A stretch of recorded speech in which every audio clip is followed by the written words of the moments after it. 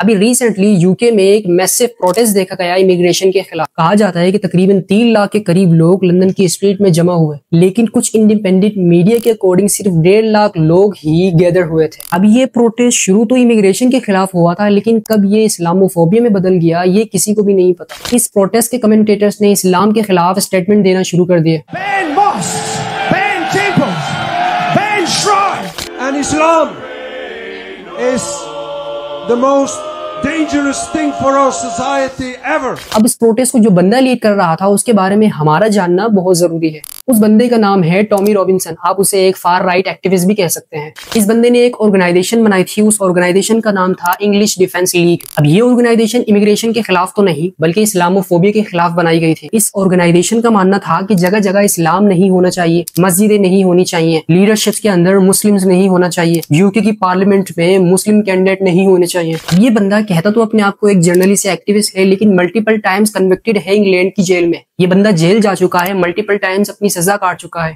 और इसकी ऑर्गेनाइजेशन को फंडिंग मिडिल ईस्ट की एक और ऑर्गेनाइजेशन से आती है, जिस ऑर्गेनाइजेशन का नाम है द मिडिल ईस्ट फोरम। ये ऑर्गेनाइजेशन एक प्रो इजरायली है, ज़ायोनिस्ट फोरम है, और टॉमी रॉबिन्सन खुद अपने आप को कहता है कि उसने अपने आप को कन्वर्टेड कर लिया है ज़ायोनिस्ट में।